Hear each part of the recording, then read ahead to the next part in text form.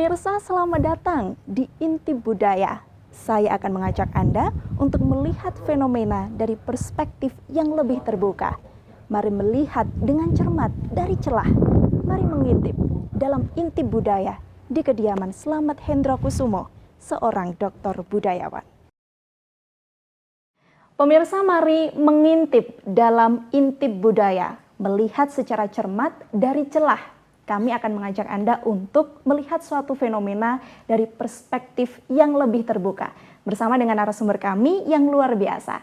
Saya saat ini sudah berada di Rumah Budaya Slamet, kediaman dari Dr. Budayawan Bapak Slamet Hendrokusumo. Saya perkenalkan untuk Anda, narasumber saya yang luar biasa hari ini ada Pak Slamet Hendrokusumo. Beliau adalah seorang dokter budayawan. Salam pamuji rahayu Pak Slamet. Rahayu, Assalamualaikum warahmatullahi wabarakatuh. Rahayu. Sehat hari ini? Amin, sehat. Alhamdulillah. Ya, Terima kasih banyak tim dari Agropolitan Televisi sudah dibolehkan untuk main, untuk bertamu sowan di rumah Pak Slamet. Di samping Pak Slamet, pemirsa, ada seorang budayawan juga yang jauh-jauh datang dari Universitas Brawijaya. Beliau ada Pak Kirianto atau biasa dikenal sebagai Pak Rianto, Dr. Rianto. Assalamualaikum warahmatullahi wabarakatuh. Apa kabar Bapak? Alhamdulillah baik. Terima kasih banyak sudah hadir dan mau sharing hari ini karena kita hari ini akan sama-sama belajar mengenai ilmu pengetahuan yang baru. Tak cukup dengan Dr. Rianto, tapi juga di sampingnya ada Pak Didik Sumintarjo. Beliau kita akrab sebagai seorang pengamat budaya. Apapun diamati sebenarnya, tapi hari ini beliau hadir sebagai seorang pengamat budaya. Apa kabar Pak Didi? Baik. Assalamualaikum. Waalaikumsalam warahmatullahi wabarakatuh. Sehat semua narasumber saya, terima kasih banyak sudah hadir dan mau sharing atau berbagi dengan teman-teman saya milenial yang hari ini menyaksikan Intip Budaya. Kenapa Intip Budaya? Karena hari ini kita akan mengintip atau kalau bahasa Jawa itu nginceng. Tapi dalam bahasa Jawa, intip itu artinya kerak. Jadi hari ini kita akan mengintip, kita akan melihat secara cermat budaya sampai ke keraknya. Temanya adalah pralambang. Perlambang atau simbol. Kalau kita berbicara simbol, itu bisa kemudian dalam otak saya yang pertama muncul adalah bahasa. Bahasa adalah suatu simbol untuk kita bisa berkomunikasi. Karena sesama manusia harus berkomunikasi. Apakah betul seperti itu? Pertama saya ingin ke Pak Slamet dulu. Simbol Pak. Jadi artian simbol atau perlambang itu seperti apa sih Pak? Terima kasih. Jadi simbol itu sebetulnya adalah peristiwa budaya. Peristiwa? Iya. Oleh sebab itu simbol ini bisa salah satunya menjadi alat komunikasi. Simbol ini juga bahasa. Tapi simbol ini juga gambar. Satu contoh kalau saya lihat bahasa sudah tidak perlu saya jelaskan. Tapi kalau gambar itu sebelum kata-kata ini muncul, bahasa itu muncul, gambar lebih dulu sebagai alat komunikasi. Misalkan ada beberapa artefak di Babilonia. Terus ada juga beberapa di gua-gua di Sumatera, di mana itu saya namanya lupa. Itu juga menceritakan tentang posisi hubungan sosial, posisi kondisi geografis, dan posisi bagaimana mereka berkomunikasi.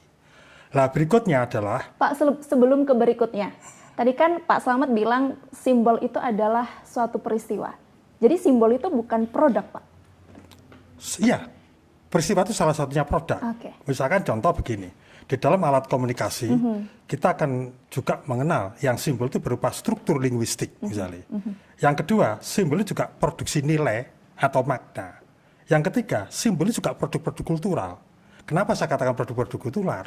Karena simbol ini juga ada kontinuitas, ada konvensi, ada juga spiritualitas, ada juga di situ tanda-tanda yang berbentuk gambar. Itu banyak, misalkan contoh gambar-gambar yang bersifat like generalis ya. Misalkan kayak segitiga, selalu dihidungkan sebagai suatu bentuk teologis misalnya. Betul. Begitu. Terus lingkaran itu kalau diberi tanda garis-garis melingkar itu matahari. Misalnya kalau lingkaran itu hanya lingkaran saja, hanya outline lingkaran, itu orang bisa menyimpulkan itu bulan. Itu tanda-tanda bersifat like generalis, di mana saja di dunia manapun sama. Tapi kalau kita berbicara masalah simbol yang bersifat like spesialis bisa berbeda. Satu contoh di dalam dunia modern misalkan saja, kita lihat bentuk gambar stop misalnya, itu kan bentuk tanda kontemporer. Tapi apakah di saudara kita di pedalaman mengenal itu? Tidak. Jadi simbol ini juga bisa terjadi karena genetikal kultural. Jadi artinya dari turunan mbah-mbah kita itu ada pitutur, ada pasemon, ada apa itu yang selalu diturunkan dari waktu ke waktu. Ini juga merupakan simbol-simbol. Cuma simbol-simbol ini bisa berbentuk kata-kata, bisa berbentuk semacam abstraksi dari sebuah peristiwa. Yang di situ simbol ini memberikan suatu kesan makna-makna filosofi dan spiritualitas. Itu bisa. Sehingga simbol-simbol ini juga ada yang transendental di samping simbol-simbol yang bersifat formal. Misalnya simbol-simbol yang bersifat formal itu kalau kita lihat sekarang ya KTP itu formal. Tapi yang substansial itu kan identitas itu kan tidak dibaca itu saja, tapi juga dibaca tentang masalah pola berpikir, cara berpendapat, omongan, selera, itu juga bisa disebut simbol-simbol. Nah, simbol-simbol ini juga memberikan suatu kode-kode. Kode-kode ini biasanya bisa ditandai peristiwa, bisa ditandai fenomena. Jadi fenomena ini juga bisa merupakan simbol, sehingga di dalam satu kode-kode ini juga mencerminkan perilaku dari masyarakat setempat. Demikian juga tentang penemuan makna. Itu dasar dari konvensi yang saya jelaskan tadi, itu bisa juga menjadi kode-kode itu. Misalkan contoh kalau orang ini kaitannya sama gestur misalkan. Orang mengkedipkan sebelah mata, itu bisa dimaknai macam-macam. Bisa itu genit, menggoda, genit, dan lain sebagainya. Lihat, karena itu juga kedipan mata ini juga kadang-kadang itu diiringi oleh gestur-gestur tertentu. Lah, sehingga di situ bisa juga akhirnya ini menemukan tanda-tanda. Misalkan, kalau dulu orang bilang tresno atau sayang atau cinta, mungkin bisa juga karena bulat. Wadah didatangi bulat dan sebagainya. Tapi sekarang bisa juga bahwa simbol itu berbentuk daun waru misalkan. Tapi kalau itu semua sepakat, ya itu akan jadi simbol. Kalau tidak, ya tidak. Makanya sebetulnya simbol ini sendiri adalah menurut saya adalah abstraksi sebetulnya. Abstraksi dari sebuah peristiwa spiritualitas dari masyarakat setempat. Peristiwa spiritualitas dari masyarakat Ya, setempat. Simbol. Masyarakat setempat, iya. Simbol ini tadi kalau Pak Slamet bilang adalah suatu kesepakatan. Jadi parameternya atau indikatornya kalau tidak sepakat bukan simbol. Tidak begitu juga. Tidak begitu juga. Pak Didi memaknainya, Pak. Sebetulnya simbol itu sederhana sekali. Simbol itu adalah kriya manusia awal, ya, yang dikonvensikan menjadi sebuah makna. Jadi setiap simbol itu dikonvensikan menjadi sebuah makna. Dan makna inilah yang akhirnya menjadi alat komunikasi antara satu dengan yang lainnya. Jadi sebuah simbol itu awalnya adalah lokalistik tentunya. Dan pada saat dia itu mengembang menjadi budaya, ya, dan disepakati lebih banyak lagi, itu menjadi alat komunikasi. Simbol dimaknai sebagai alat konektivitas satu dengan yang lainnya. Dan simbol ini yang satu bentuk simbol. Simbol itu ada yang diciptakan manusia, ada yang dimaknai dari alam. Ada yang diciptakan oleh manusia itu sendiri, Ya, ada yang dimaknai pemaknaan terhadap alam. dari alam oleh manusianya. Satu contoh, lek mendung nengetan, mesti awaning, dan itu simbol. Perlambang. Pertanda. Pertanda. Oke. Ya, kalau ayam di tengah panas terik, tahu-tahu ngiyup, itu biasanya juga mau hujan. Itu pertanda, simbol, pralambang. Terus ada semut yang biasanya ada jalan di atas pang, sekarang jalannya di bawah pang. Itu simbol. Itu bisa dikatakan juga sebagai simbol pralambang. Tandanya mau hujan. Dan itu biasanya mengandung suatu pemaknaan dan kepastian. Dan juga ada simbol yang diciptakan manusia untuk ketidakpantasan. Mbak Vina, wong wedok, perawan, ojo lungguh ning ngarepe. Itu juga simbol. Itu simbol juga, Simbol. Pak. Itu. Terus ada juga yang dalam satu bentuk cerita panjang menyimpulkan ataupun melakukan perlawanan ataupun melakukan apa. Itu juga bisa disimbolkan. Satu contoh, orang Jawa yang paling sederhana itu membuat kuda-kuda mah, dikai tebu, dikai pari, dikai gendera merah putih. Itu simbol yang disepakati oleh orang Jawa secara umum.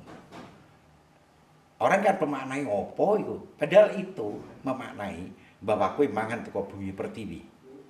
Tebu antepok kalbumu. Iku lho merah putih genderamu. Itu perlawanan pada penjajah saat itu. Ini yang tidak pernah terungkap. Betul. Simbol-simbol itu diterima begitu aja sebagai mitos, sebagai kepercayaan. Dan masih banyak lagi.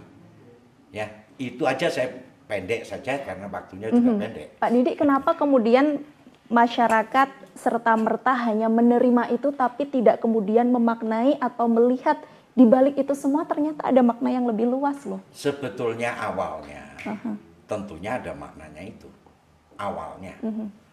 Kalau saya dengan Anda, dengan kelompok saya, iki lho karep ingin. Bayangkan dalam satu jam, ini kalau satu contoh, di zaman penjajahan misalkan, ada orang berani mengibarkan bendera merah putih. Kalau enggak luar biasa kan. Dan itu dimaknai. Tanpa sadar, dia itu memberikan energi kepercayaan, membangkitkan energi bahwa kita hidup di Indonesia, kita hidup dan makan di pertiwi. Ya toh, dengan tebu ireng. Artinya itu satu-satu perlambang bahwa dengan anteping kalbu, kue kudu tetap merebut. Ini salah satu simbol. Salah satu simbol. Salah satu. Dan masih banyak lagi simbol yang nanti bisa kita ungkapkan. Sekarang barangkali ya itu saja dulu. Jangan banyak-banyak dulu. Jadi selain kita harus tahu simbol itu sendiri, tapi juga harus tahu maknanya. Nah, yang terjadi dalam anak muda seperti saya dan teman-teman saya begitu ya, anak-anak milenial, hanya tahu simbol tapi tidak tahu makna di baliknya. Itu masalahnya apakah karena kita terlalu apatis, atau kita nggak mau tahu, atau kita males cari tahu, atau kemudian para generasi yang lebih senior ini tidak memaparkan secara lebih jelas atau gaya anak muda gitu Pak. Saya ingin nanti dijawab oleh Dr. Rianto. Usai jeda kami akan segera kembali. Tetaplah di Intip Budaya.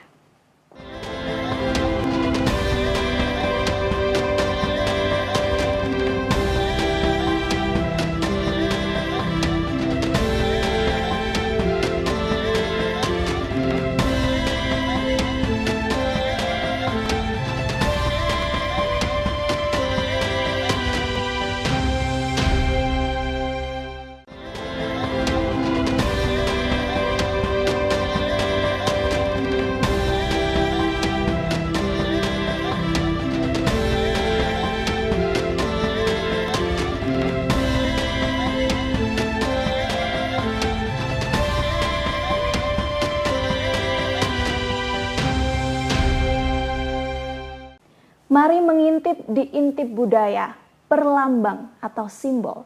Tadi sudah kita bahas sedikit definisinya atau pengertiannya. Simbol adalah suatu peristiwa, bisa kemudian manusia memaknai dari alam atau manusia membuat kesepakatan itu sendiri sehingga membuat simbol dan menjadi alat komunikasi. Di balik simbol itu ada makna yang seharusnya kita tahu. Jadi nggak hanya pakai simbol itu sudah jadi, tapi tahu peristiwanya dan tahu maknanya. Nah, yang jadi pertanyaan adalah kenapa anak muda seperti saya nggak tahu ya makna di balik simbol itu? Pak Rianto mungkin bisa menjelaskan. Iya. Kenapa sih Pak seperti itu Pak? Tadi Mas Lama, Pak Didi berbicara simbol, udah bagus ya. Saya tambahkan sedikit lagi. Kalau kita berbicara simbol atau lambang, itu satu kondisi yang tidak ada hubungan alamiah terhadap yang dilambangkan. Tidak ada hubungan alamiah dengan yang dilambangkan. Dengan yang dilambangkan. Ya. Tapi kalau tanda ada hubungan alamiah. Jadi kalau kita melihat rambu lalu lintas ya, ada tanda belok kanan, itu berarti itu secara alamiah kita menyadari bahwa harus belok kanan. Ya. Kalau lambang itu enggak. Pancasila itu enggak ada hubungan alamiah. Ya. Bintang itu hubungan alamiah dengan ketuhanan Yang Maha Esa enggak ada. Betul. Ya, tidak ada. Pohon beringin hubungan secara alamiah dengan kondisi masyarakat secara alamiah enggak ada. Nah, di situ dua-duanya mengandung makna, kita maknai. Jadi kalau Pancasila pasti maknanya menjadi panjang lebar. Karena apa? Karena memang kita diberi keluasan untuk berpikir, untuk memaknai peristiwa yang memang secara alami nyata nggak ada hubungannya. Hujan sekarang, tadi Mas Didi bagus. Hujan itu ada hubungan alamiah. Jadi kalau sudah ada mendung akan hujan ini. Karena hujan itu secara alamiah berhubungan dengan mendung. Mendung berhubungan dengan panas. Panas berhubungan dengan air. Air menguap jadi mendung, mendung jadi hujan. Ini alamiah. Tapi kalau burung Garuda yang semacam itu nggak ada hubungan. Nggak ada jenenge burung Garuda sing koyo ngono kuwi. Nah ini ya. Kalau sudah di sini menjadi gampang nanti ya. Menjadi gampang. Nah sekarang tentang makna tadi. Kenapa kok makna itu menjadi hilang? Khususnya untuk anak muda. Betul. Karena anak muda sekarang merasa tidak ikut membangun lambang itu. Membuat. Iya, jadi kalau dalam istilah ilmiah itu tidak membuat pabrik of meaning-nya itu. Jadi dia tidak punya pabriknya. Pabriknya itu dimiliki Mas Slamet, Mas Didi. Jadi kita hanya konsumen aja, Pak. Konsumen pun juga tidak diberitahu tentang maknanya. Itu kan milik orang-orang tua itu. Saya kan punya kehidupan sendiri. Di sini sebenarnya kalau kita berbicara siapa yang bertanggung jawab? Yang bertanggung jawab itu guru-guru itu ya. Nah, guru-guru itu ya Mas Didi juga Mas Slamet ya. Ya kalau dosen enggak. Ya. Karena apa? Karena tidak produk dalam pabrik dia itu tidak disosialisasi pada anak muda. Ya. Ini terjadi gap. Nah, ini memang sekarang sedang berbahaya ya. Sehingga ada seorang dosen itu Anda bisa dapat A apabila Anda bisa lagu 2 nasional, 2 lagu daerah. Ini artinya apa? Agar produk masa lalu itu bisa dimaknai oleh generasi sekarang. Nah, mungkin sampai sendiri kalau saya suruh nyanyi, coba Garuda Pancasila, mungkin nggak bisa, mungkin ya, ya. Kenapa? Karena di SD bisa jadi sekarang tidak diajari lagu-lagu nasional. Atau mungkin dulu di SD diajari, cuman itu nggak dinyanyikan sampai besar, Pak. Ya sama dengan nggak diajari kalau begitu ya. Ini kan nyanyian ya. Itu. Ini maksudnya. Bagaimana agar lambang atau simbol atau tanda itu bisa dinikmati oleh generasi berikutnya? Ya sudah, karena makna itu kan sifatnya ideologis ya ada dalam pikiran masyarakat. Ini harus dibuka. Oh, yang disebut dengan bintang itu sebenarnya bagaimana masyarakat kita itu memiliki jangkauan jauh pada Tuhannya yang memiliki cahaya tersendiri. Atau paling gampang saja ya. Sekarang ini pramuka ya. Pramuka itu kan lambangnya lambangnya ini? Tunas kelapa. Tunas kelapa. Apa ada hubungannya pramuka dengan kelopo? Katanya kalau kelapa itu apapun bagiannya bermanfaat. Artinya kan tidak ada secara alamiah bahwa betul. aktivitas itu kayak kelopo gue Harus bawa kelapa. Tunas kelapa sebagai lambang. Oh kalau begitu tadi itu, oh kelapa itu konon ya pohonnya lurus ke atas, yang lurus ya kadang-kadang bengkok-bengkok juga ya, menunjukkan bahwa anak-anak ini ke depan menjadi pewaris generasi tua ya, menjadi pewarisnya itu betul-betul memiliki kejujuran dan memiliki tanggung jawab yang lurus kepada Tuhan Yang Maha Kuasa, berdiri di atas kaki sendiri hanya bergantung pada Tuhannya. Ini kan nggak ada, ilmiahnya nggak ada, ini alamiahnya nggak ada.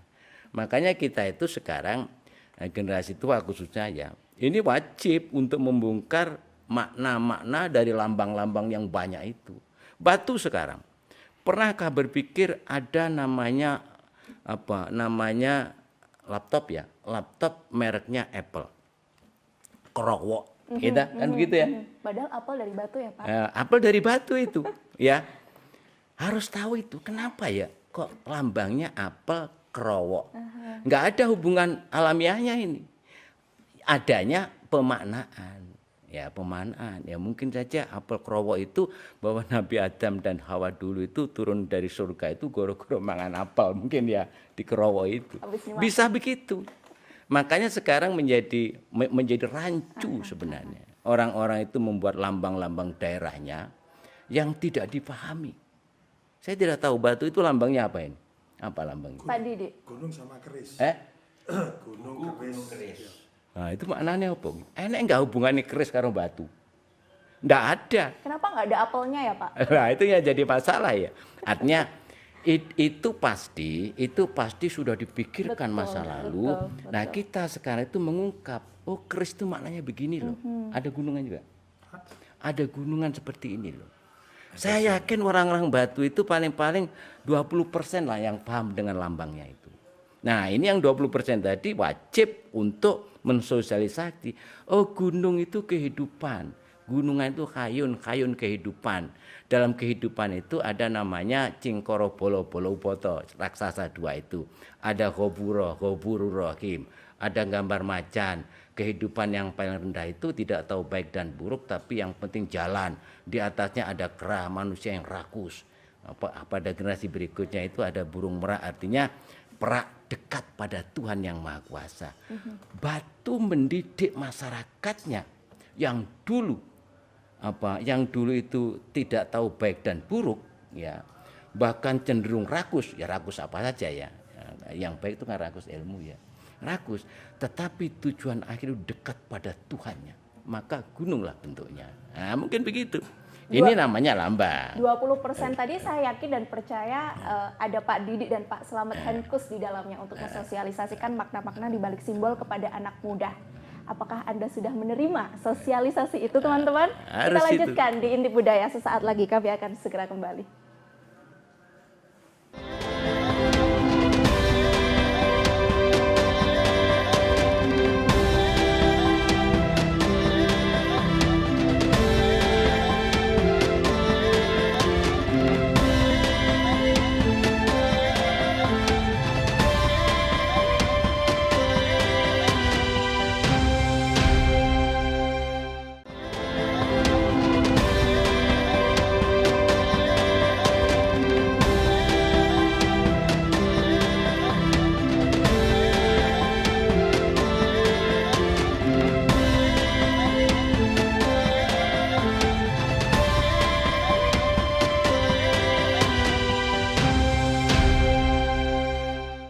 Mengintip dari celah secara cermat dalam Intip Budaya bersama dengan narasumber kami yang luar biasa. 20% untuk mensosialisasikan makna di balik simbol. Ada Pak Didi dan Pak Slamet. Saya ingin ke Pak Didi. Sudah dilakukan ya Pak tentunya? Seharusnya pertama kali untuk simbol Kota Batu itu seluruh pegawai negeri, seluruh ASN di Batu itu tahu. Apakah tahu teman-teman? Om Rudi? Ini satu. Terus kedua, ada sebuah tulisan di sana, Hakaryo Guno Mamayu Bawono. Itu juga ada artinya, kecuali dia itu sengkalan, Surya Sengkolo, ya Surya Sengkolo. Itu juga ada makna-makna yang lain. Ada gunung melambangkan Kota Batu, terus ada air melambangkan kesuburan, ada keris melambangkan budaya, ada buku melambangkan pengetahuan. Ini ada di situ. Saya yakin setiap orang takono, Hakairo Guno Mamayu Bawono ki apa artinya, terus di balik itu apa. Seharusnya mlebu bleng neng Kutha Batu, ASN baca itu. Terus di setiap ormas, di setiap orpol, di setiap apa, itu harus memahami. Karena itu nama adalah doa. Dan simbol itu diharapkan, diharapkan menjadi jopo montrone wong Batu. Menjadi visi. Menjadi visinya orang Batu, simbol itu. Dan Anda benar, apakah pernah itu disosialisasikan? Saya hidup di Batu sejak kota berdiri ya cukup lama. Ya karena saya membaca buku dan saya ikut oret-oret bukunya Pak Slamet, jadi saya tahu. Tapi bayangkan orang di luar Batu, ya kayak teman-teman Anda, Ya. ya orang-orang ASN ataupun ini yang ujuk-ujuk nekoneng Batu kan gitu ya, pasti nggak tahu. Betul. Jangankan Betul. Anda kan tidak pernah melihat bahwa opo simbol iki, terus opo tulisannya. Saya yakin Anda juga. Saya tahu Pak, di meja di Balai Kota Abang Tani, setiap Iya. meja kan ada simbolnya. Ya, Tapi cukup sampai di situ saja, nggak tahu makna di baliknya. ya, tahu simbol nggak tahu makna. Banyak seperti itu. Tetap yang salah adalah orang masa lalu. Betul kan? Orang masa lalu. Atau orang masa kini yang nggak mau tahu aja. Orang masa kini nggak mau tahu dan orang yang sangat tidak peka terhadap sesuatu. Ya, Saya balik lagi bahwa saya dinamakan ini, nama saya misalkan Didi Sumintarjo. Itu kan punya makna sebagai montro, sebagai donga nih wong tuaku pada diri saya. Selamat juga punya makna. Pak Rianto sebagai simbol orang yang rambutnya putih ini, ya toh. maknanya itu baik. Maknanya, loh, betul kan? Kalau dia tidak memaknai, tidak mengenal siapa akunya, kenapa aku jenenge ngene, apa sih pepingine wong tuaku, ya toh? Pingine wong tuaku terhadap diri saya. Kalau orang Jawa disimbolkan seperti itu. Saya ingin nambahi, boleh? Jadi tak cukup hanya sosialisasi Pak Iya. Slamet ya. Iya, saya boleh nambahi. Monggo silahkan. Jadi begini, saya bukan tidak sepakat dengan Pak Rianto. sahabat saya, Pak Rianto tadi. Tapi saya mencoba untuk melihat bahwa simbol itu adalah proses produk penciptaan olah pikir manusia. Saya berangkatnya dari situ dulu. Kria Pak. Iya. Sepakat dengan Pak Didi Iya, berarti? sepakat sekali. Jadi begini, di dalam proses penciptaan itu, siapa orang tidak terinfluen atau terpengaruhi oleh kondisi geografis, lingkungan dan nilai tradisi. Tidak ada. Sehingga apa yang disampaikan sahabat saya tadi itu, tidak semuanya seperti itu. Tapi juga ada dimensi-dimensi lain. Karena begini, di dalam proses penciptaan, seperti gunung, nggak mungkin saya melambangkan gunung itu kotak. Nggak mungkin. Itu secara nggak sadar seperti itu. Saya ini misalkan saya pelukis. Kalau saya bikin gunung itu kotak, mungkin orang pikirannya, ini tahukah gitu. Karena simbol ini juga syarat dengan pengaruh-pengaruh lingkungan. Seperti halnya sungai. Nggak mungkin sungai itu saya gambar lurus seperti garis penggaris. Nggak mungkin. Jadi ini Mesti ada mematahkan ombak. yang alamiah tadi ya Pak? Bukan mematahkan. Apa tuh? Ada satu sisi pandangan seperti itu, karena begini, di dalam satu makna itu sendiri, ada sifatnya objektivitas. Nilai itu. Ya objektivitas itu tentunya itu akan ada pembanding-pembanding. Tetapi di dalam hal seperti ini, di dalam dunia pengetahuan, itu bisa juga digugurkan ketika seseorang itu terinfluen oleh pengaruh-pengaruh dari lingkungan, kondisi geografis, nilai tradisi, dan lingkungan itu mempengaruhi. Nah, oleh sebab itu di penciptaan sama. Sehingga begini, ketika kita berbicara seperti tadi itu batu mempunyai lambang seperti itu. Kenapa kok gunung? Nggak mungkin kita akan gambar kota karena kita dikelilingi gunung. Itu Atau nggak otomatis mungkin berpengaruh. pantai. Iya. Tapi kalau produk-produk pertanian dipakai sebagai simbol, kalau produk pertanian itu hilang, bagaimana? Seperti sekarang? Ya, seperti apel misalkan aja. Itu dulu memang kebetulan saya sebagai ketua untuk pembutaan lambang itu, tadi itu dibagi. Yang pertama ketua otomatis melingkupi semuanya ya, karena dia bertanggung jawab. Di situ ada tim yang namanya tim sesanti. Tadi saya bilang Pak Didi Akaryo Guno Memayu Bawono. Kenapa kok gunung? Kenapa kok keris? Kenapa kok kapas? Kenapa kok padi? Itu karena pandangan-pandangan dari para penguat sesanti tadi itu berpikiran bahwa Batu ini kota agraris. Nah ini kan otomatis kan berpengaruh dengan kondisi alam itu sendiri. Berpengaruh. Kalau kita membuat misalnya aja iwak kutuk misalnya, Sidoarjo, ya nggak cocok. Misalnya begitu. Atau apel, kalau apel itu bubar misalnya. Karena apel juga diketahui bukan produk di sini. Tapi kalau alam produk sini, walaupun di tempat gunung yang lain, tempat-tempat lain ada.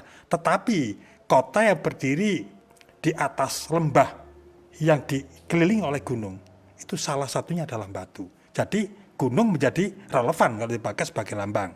Agraris, simbolnya jelas, padi misalnya, kapas misalnya. Walaupun di sini tidak ada kapas, tapi simbol-simbol ini bisa juga yang leg generalis ditarik menjadi leg spesialis. Karena di sini ada olah pikir. Olah pikir inilah menjadi persoalan kita. Nah, terkait dengan perkara bagaimana sosialisasi, sebetulnya kalau kita berbicara simbol, maka kita juga akan berbicara strategi kebudayaan. Juga akan berbicara masalah identitas dari sebuah wilayah. Itu lain lagi, Pak. Kita ke relevansi tadi, Iya. yang alamiah. Pak Dr. Rianto, begini. menanggapinya seperti apa? Alamiah itu artinya tampak mata. Oh, kalau hujan itu mesti enek banyu enek mendung. Hujan itu kan air ada mendung ada airnya itu karena penguapan ada panas. Ini secara alamiah, ya secara alamiah bisa dipercaya. Tapi kalau yang lambang itu tidak alamiah. Ya, jadi kalau ada orang menangis, ya, orang menangis bercucuran air mata, ini nggak ada hubungan alamiah dengan bahagia atau dia susah. Ya, nah di sini perlu untuk pentafsiran lebih jauh. Makanya tadi menjadi penting di dalam lambang itu yang penting adalah maknanya. Dari mana makna itu bisa kita capai? Kita mencari masa lalu ini. Makna itu perilaku orang, perilaku Mas Slamet pada waktu menciptakan makna lambang tadi itu, bahwa perilaku seseorang itu karena sesuatu itu bermakna buat saya. Sampean pakai kerudung warna hitam, nggak mungkin tanpa ada maknanya. Pasti kan ada bisa jawab, oh enggak Pak, warna hitam itu karena cocok dengan baju saya, karena cocok dengan kulit saya. Berarti harus ada rasa yang terkoneksi dulu yang ya Pak, bermakna. sebelum kita kemudian Iya. memberikan makna. Jadi orang berbuat apa saja itu pasti bermakna buat dirinya. Nah, makna itu biasanya diperkuat dengan interaksi dengan yang lain. Oh, karena saya interaksi dengan Mas Slamet, maka saya selalu berbicara lukisan. Ya. Jadi lukisan semacam itu adalah lukisan tadi itu ya, yang bulat itu lukisan bulan, ya. Yang bulat dan itu matahari. Sehingga kalau itu saya terpengaruh secara intensif, saya keluar sana akan berbicara yang bulat begitu itu adalah bulan, karena dipengaruhi oleh orang lain. Berbeda kalau saya terus-menerus berbicara dengan Mas Didi. Nah, makna itu dari waktu ke waktu memang dimodifikasi. Ya, dimodifikasi. Tergantung apa itu Pak? Tergantung makna buat dirinya tadi. Oh, pada tahun tertentu saya tidak pakai kerudung. Tahun berikutnya saya pakai kerudung. Bermakna. Terus dia terus interaksi dengan orang banyak. Wah, kalau gitu yang disebut aurat itu bukan perkara kerudung. Gitu. Kalau begitu saya tidak pakai kerudung. Inilah modifikasi dari makna. Dari waktu ke waktu. Hanya lambang kan tidak boleh begitu. Lambang pada waktu Kota Batu itu sudah ya itu maknanya, ojo rubah-rubah kan gitu. Nggak ada modifikasi. Karena dia bersifat ikonik. Lah ya, itu. Jadi tidak boleh. Pancasila ya seperti itu, tidak boleh yang lain-lainnya ya. Di sinilah sebenarnya kalau kita berbicara simbol dan berbicara tanda, itu kita berbicara masalah ide-ide yang muncul dari kita. Ingat bahwa sesuatu itu dinikmati oleh masyarakat, pertama pasti dinikmati oleh individu istimewa. Katakanlah individu istimewa di sini itu namanya Slamet Hendrikus katakan. Kalau dia punya ide istimewa, dikembangkan di keluarganya diterima, berikutnya diterima oleh orang banyak ya. Jadi kalau dalam budaya itu ada namanya alternatif, spesialis dan universal. Universal itu berasal dari spesialis ya. Spesialis berasal dari alternatif dari individu. Jadi kalau saya itu bisa berdoa ya. Bisa berdoa bismillahirrahmanirrahim, bersih kersiu, bersih kersana, bersih arasa, la ilaha illallah Muhammad Rasulullah. Itu doa untuk orang sakit gigi. Mas Slamet buta sama sekali. Berarti masih milik saya. Yeah. Tapi kalau Mas Slamet saya ajari dan dia bisa, sudah menjadi alternatif. Orang sedikit bisa, yang lain nggak bisa sama sekali.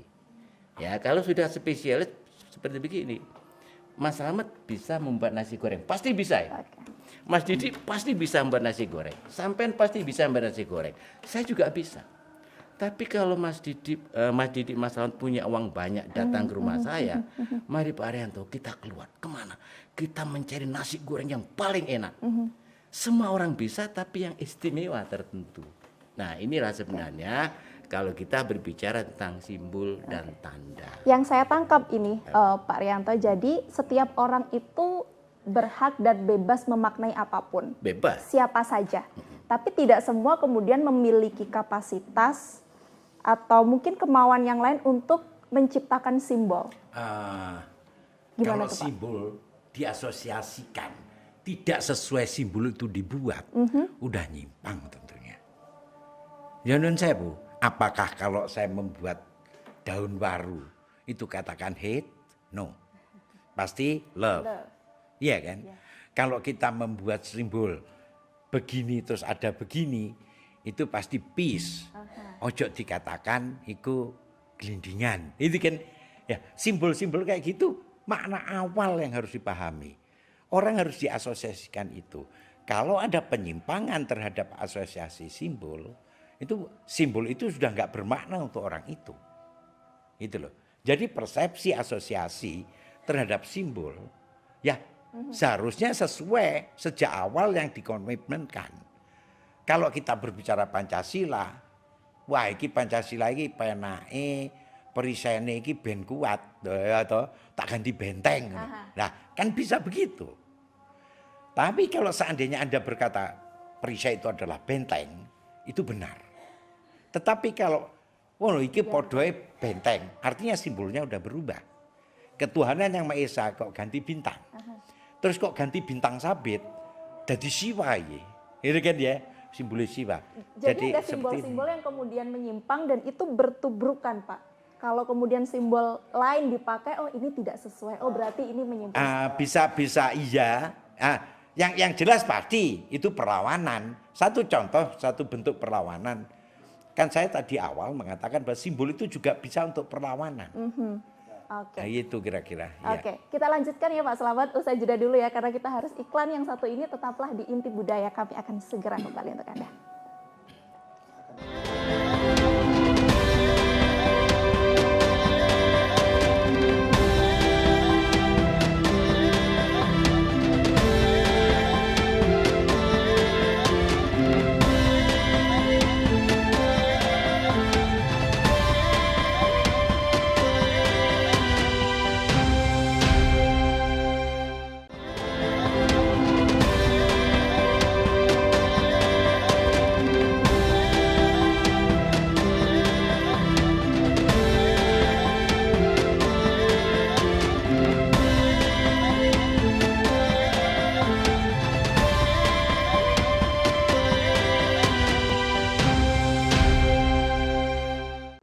Intip Budaya sudah pada segmen terakhir hari ini membahas perlambang atau simbol bersama dengan sahabat budayawan. Karena ini budayawan yang bersahabat. Seperti kalau anak muda kepompong. Kayaknya dari tadi kalau off the record saling ceng-cengan gitu. Antara Pak Didi, Pak Slamet, Dr. Rianto. Karena lama nggak pernah ke sini. Dan hari ini kita berkesempatan untuk mendengarkan dan juga memahami simbol dari beliau-beliaunya. Menyimpang, simbol yang menyimpang. Kalau Alvina tadi bilang sengaja untuk ditubrukkan dan itu menjadi suatu perlawanan. Pak Slamet menanggapinya? Sebetulnya simbol itu ya bisa juga perlawanan, bisa juga enggak. Karena begini, simbol itu memang ada yang dipakai sebagai satu lambang ya, misalnya lambang negara, yang nggak boleh lah diterjemahkan sesuka hatinya. Karena lambang itu mengandung unsur-unsur ideologis. Ide itu gagasan, logos itu pengetahuan. Tadi pengetahuan berbasis gagasan, karena mengandung strategi besar.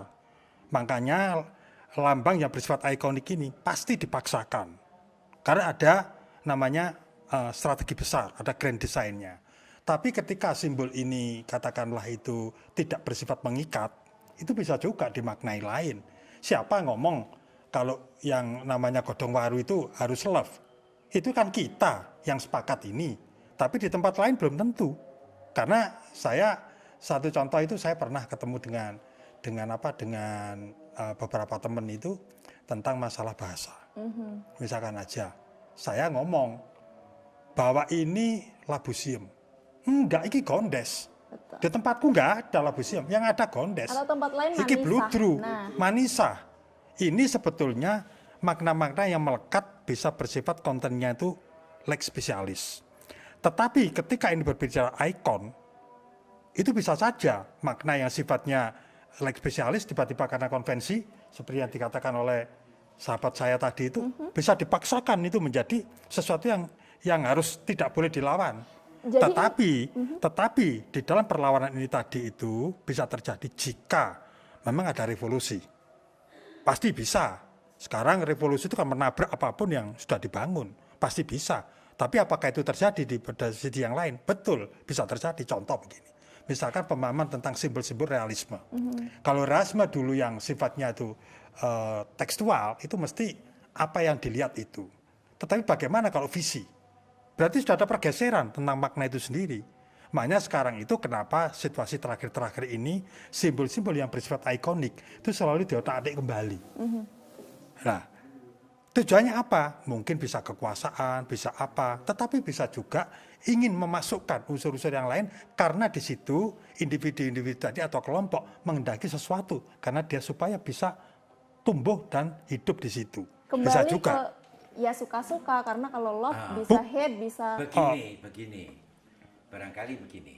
Ada simbol yang sifatnya itu force, dipaksakan dan harus disepakati untuk tujuan bersama. Ya kan? Terus ada sebuah simbol alat komunikasi.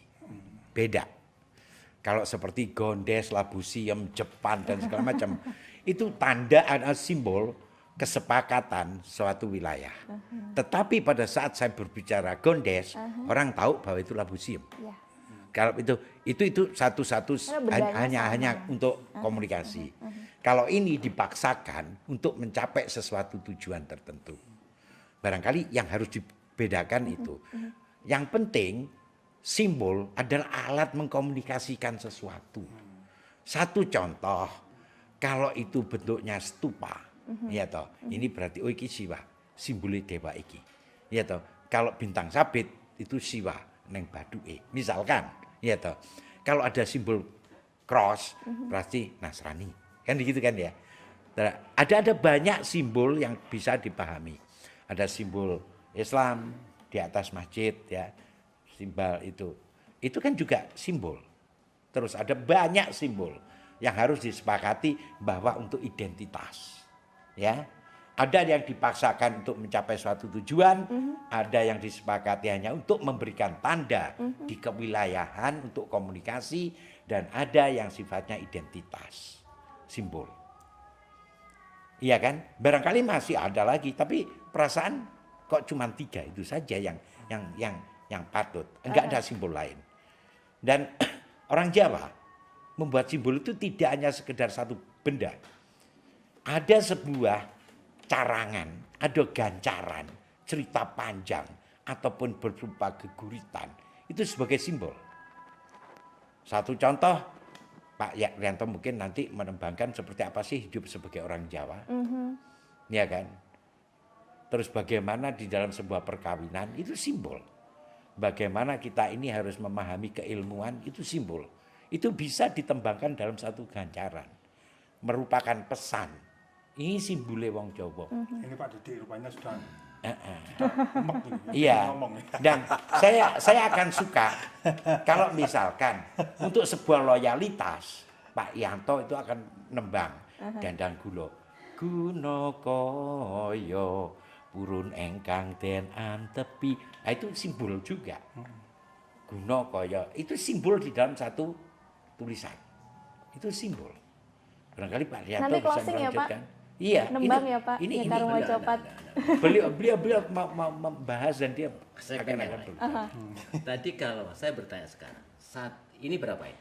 1. Ini 1 juga, Pak. 1 tambah 1 berapa? 2. Kenapa 2? Karena kita sepakat. Kata Pak Dari Didi dulu tadi. sudah seperti itu. Boleh nggak 1 tambah 1 3? Terserah. Boleh.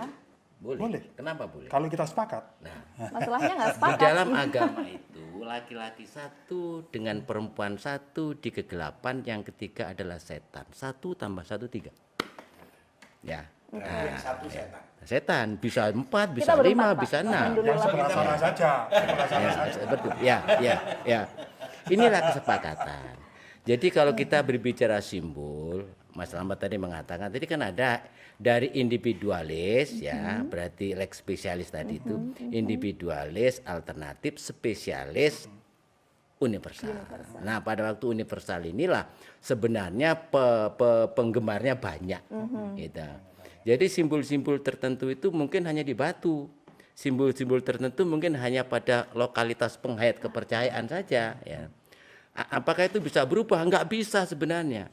Karena bisa jadi yang si individu istimewa tadi itu sudah meninggal.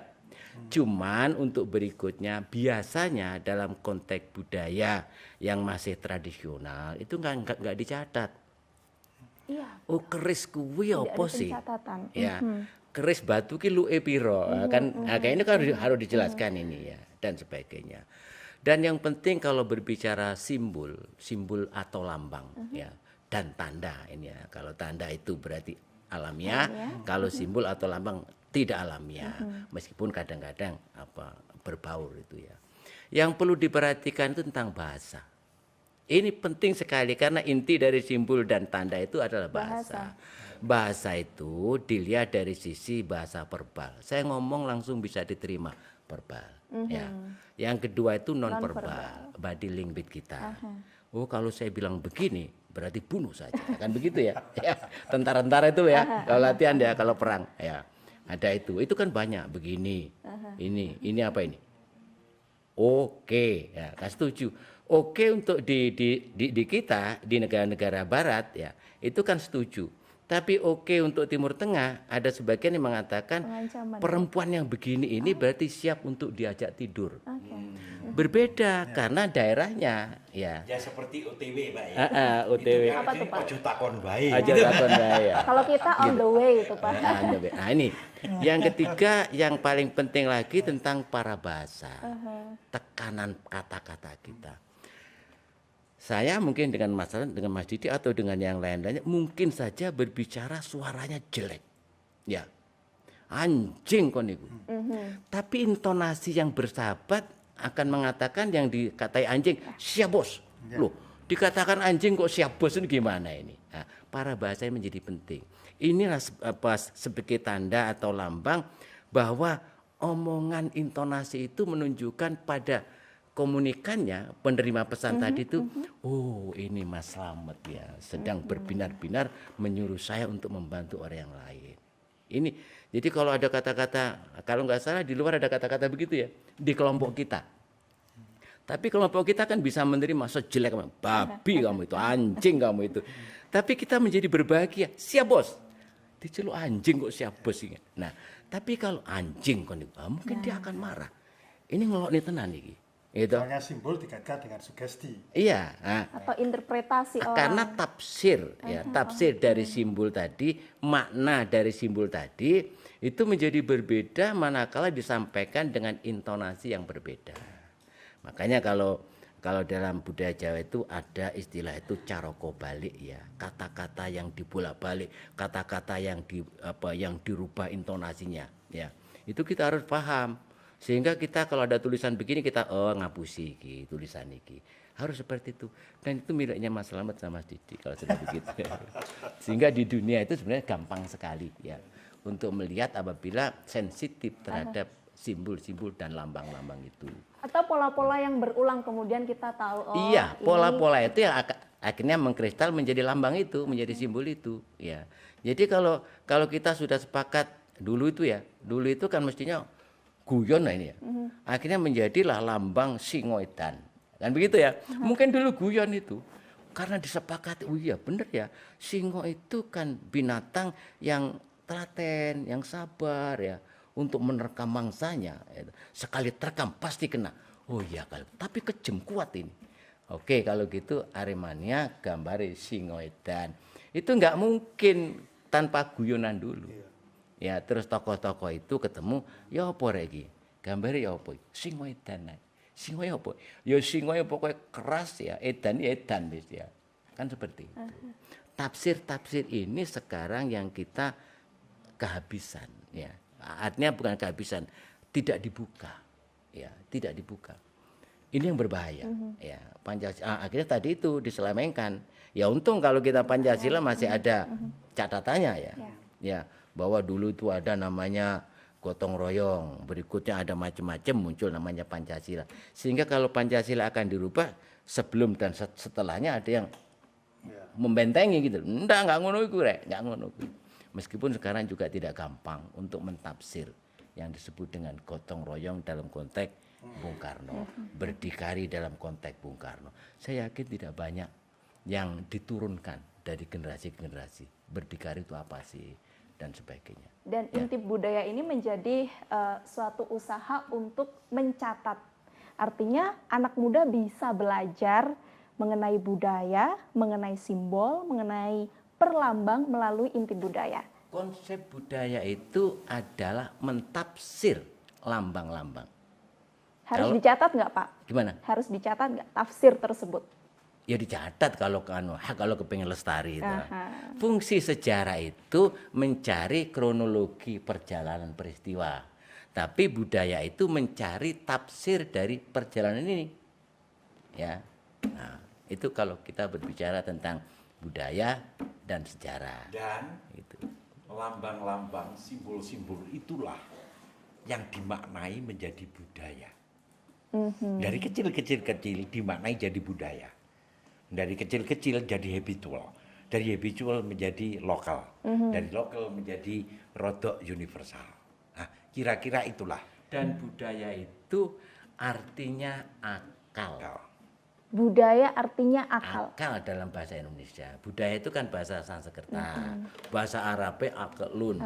Ya ta. Bahasa Jawa nih budi. Nah, budi. Makanya orang yang berbudaya itu mesti berbudi luhur. Berbudi pekerti luhur. Ya kalau memang dulu ya budaya itu kan selalu ditafsirkan cipta rasa karsa manusia berbudi luhur.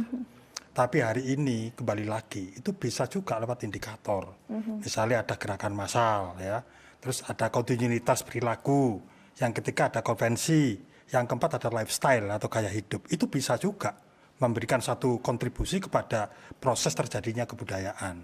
Jadi memang budaya yang memproduk tentang simbol-simbol itu sendiri, memang ini kata beberapa orang itu ketika didiskusikan semakin jauh, itu absurditas manusia sebetulnya. Jadi sesuatu yang berkembang di otak manusia, ditafsir, kadang dipaksakan, kadang dibentuk, karena itu untuk mengatakan, iki lo aku menungso itu. Itu ada juga yang menafsirkan seperti itu. Gitu ya Pak? Iya, mau memang ada. diutarakan. Makanya apa yang disampaikan Pak Didi dengan sahabat saya Pak Rianto ini memang ada secara implisit ada itu loh. Ada sesuatu yang memang apa ya? Ada sesuatu yang ya satu dipaksakan, satu strategi, satu ngomong identitas. Dan identitas ini memang ada yang sifatnya formal. Itu seperti di KTP.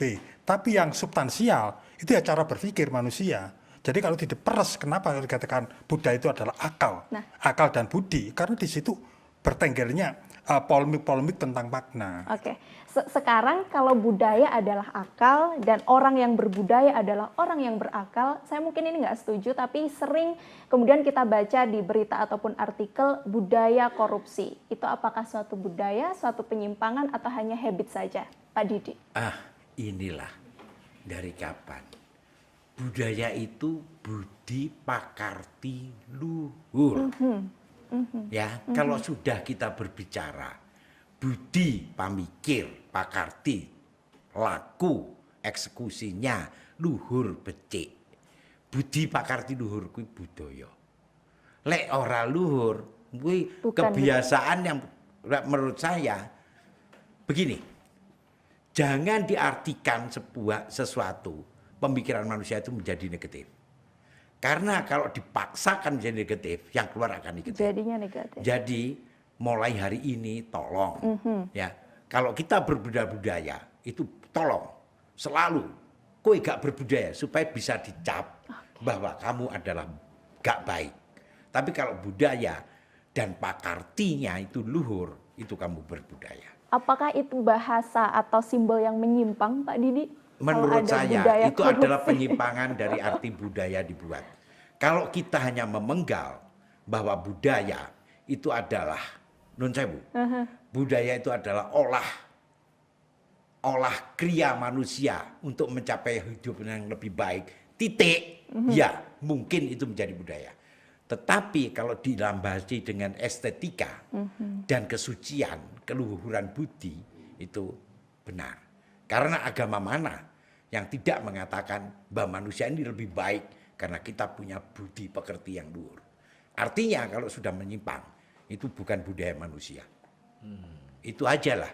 Kalau Kira-kira sudah kayak gitu. menyimpang itu bukan budaya manusia. Nggih. Dan yang penting lagi kalau bicara budaya itu sebenarnya berbicara siapa sih manusia itu. Ya, manusia itu minimal ada 5 unsur yang harus diketahui. 1 ruh, 2 hati, 3 itu akal, 4 itu nafsu. Ya, jadi kalau kita berbicara akal tadi, ini kan budaya. Apa sih budaya itu? Budaya itu kalau dalam konteks Jawa, budaya iku kekuatane manungsa kang tuh saka ngersane Gusti kang bisa njlentrehake sasmita jroning ati hingga gampang diuningani dening wong akeh. Artinya begini. Terakhir saya ingin Budaya itu adalah jadi Baik, singkat saja, budaya itu adalah kekuatan manusia yang datang dari Tuhan yang berfungsi untuk menerjemahkan pemberitaan dalam hati sehingga dapat diterima oleh orang banyak dengan gampang. Itu akal. Sekarang yang diambil yang diterjemahkan baik atau buruk. Yang diterjemahkan dalam hati. Hati itu isinya hanya 2, baik, dan buruk, benar, salah, celaka, bahagia. Kata Bimbo, hati adalah cermin tempat pahala dan dosa berpadu. Kalau yang diambil jelek, jadi budaya jelek itu. Budaya juga. Kalau diambil baik, jadi budaya baik juga. Gimana tuh Pak? Selamat. Ada budaya baik, ada budaya jelek. Dalam konsep ini, dalam tradisi kita, jelek. Ya, belum tentu di Kolombia sana itu jelek. Biar jadi baik. Ya. Kalau jelek bukan budaya. Gimana? Budaya juga. Budaya juga. Dalam konteks tadi itu, ingat ya, budaya adalah kekuatan manusia datang dari Tuhan yang berfungsi untuk menerjemahkan. Jadi budaya itu hanya menerjemahkan. Ya, baik terjemahan baik, buruk terjemahan buruk. Siapa yang memerintah? Siapa yang memilih baik? Itu aku, manusia. Kalau gitu siapa manusia? Nah, ini segmen berikutnya nanti. Gitu. Terakhir Pak Slamet melihat 2 kegaduhan ini. Pak Slamet menanggapinya seperti apa kalau Ya, budaya saya ada pikir, baik, ada jelek? ya inilah budaya. Jadi budaya itu selalu berkembang, selalu tumbuh. Karena begini, ada yang memang memberikan stigma dan klaim bahwa budaya itu, orang berbudaya itu harus yang baik. Tetapi faktanya juga ada yang enggak. Tetapi ketika ini menjadi suatu fenomena di dalam satu konsep kebudayaan, itulah sebetulnya dinamika dari kebudayaan. Karena kebudayaan itu sebetulnya kalau menurut pemikiran absurditas ya, itu bukan tentang masalah baik dan buruk. Tetapi tadi saya jelaskan ada kontinuitas, ada gerakan massal, ada lifestyle, dan ada konvensi. Itu dasarnya itu terbentuknya. Perkara itu menjadi diberikan stigma atau ada konvensi bahwa budaya itu harus baik. Ini tidak apa-apa. Itu klaim memang boleh di dalam satu tafsir-tafsir kebudayaan. Tetapi ketika muncul subkultur yang mungkin dia mengatakan, contoh saya berkali-kali ngomong di TV, ada salah satu tempat di Kabupaten Malang, mohon maaf ini saya tidak menyebut nama itu mengatakan bahwa mencuri itu kesalahan mencuri itu tidak apa-apa karena itu bisa dianggap kesalahan orang yang tidak melindungi harta bendanya. Itu tidak apa-apa diambil. Nah kalau sudah konvensi seperti ini bagaimana? Nah inilah hal-hal ketika kita berbicara budaya tadi itu saya lebih cenderung berbicara tentang persoalan akal. Ya akal manusia. Tetapi ketika kita berbicara persoalan simbol sebagai ikonik itu tidak bisa ditawar. Karena kalau ditawar akan rusak negara misalkan begitu. Kan itu harus dipaksakan. Misalnya kayak Memayu Hayuning Bawono, Akaryo Guno Memayu Bawono, harus dipaksakan itu. Karena itu menyangkut keragaman orang banyak. Kalau itu tidak ada paugeran, tidak ada aturan, orang semuanya sendiri, nggak jadi wilayah itu. Untuk yang ikonik. Tetapi ada juga yang sifatnya tidak ikonik. Seperti yang dikatakan Romo ini tadi. Sehingga kegaduhan di dalam persoalan kita dialog seperti ini sebetulnya kita mencari terdalam makna. Sebetulnya apa sih simbol itu? Ditafsirkan dengan apa? Dipersepsikan dengan apa? Hanya ini persoalannya di situ. Sehingga kita akan melihat sejauh mana absurditas tentang otak manusia tadi untuk memaknai tentang simbol-simbol itu. Terakhir sebelum nanti closing, Pak Rianto nyekar mau copat nggih. Pak Didi, Pak, pesan untuk anak Pesan muda. saya, ambillah budaya yang baik-baik. Kalau kita berbudaya, berbicaralah budi pakarti luhur. Jauhkanlah kata-kata budaya korupsi. Jauhkanlah budaya yang lain-lain. Supaya apa? Kita positive thinking. Supaya semuanya itu menjadi indah. Jangan berbicara bahwa membiarkan sebuah harmoni ini hancur. Ya, kalau harmoni, harmonilah yang baik. Itu. Jadi ojo nganti budaya baik. Buktinya nggak ada yang baik. Tapi kalau setiap orang berpikir budaya harus baik, budaya harus baik, hakul yakin. Itu doa kita bersama dan semua orang mendengarkan. Tidak hanya akal, tapi pakartinya juga harus luhur. Begitu, Mbak. Yang dipaksakan tidak hanya ikonik, tapi juga budaya yang baik, budaya yang positif. Untuk teman-teman inti budaya yang saat ini melihat, menonton, dan menyaksikan, mencermati bersama obrolan kita pada hari ini, menjadi kesadaran bersama untuk mulai membaca dan mendengarkan apa makna di balik simbol yang ada di sekitar kita. Terima kasih banyak sudah menyaksikan Inti Budaya. Kita ketemu lagi di Inti Budaya selanjutnya. Untuk penutup kita dengarkan sama-sama. Dr. Rianto, nyekar mau copat, Ya, monggo. berkaitan dengan budaya, dengan akal tadi. Bener luput Allah becik lawan bejo. Betul salah. Cilaka mapananeng ing badan priyangga dudu saka wong liya pramila den ati-ati saketirgama singgah ana dene heling. Benar dan salah bukan dari orang lain tapi dari badan priyangga diri pribadi kita pramila dene heling.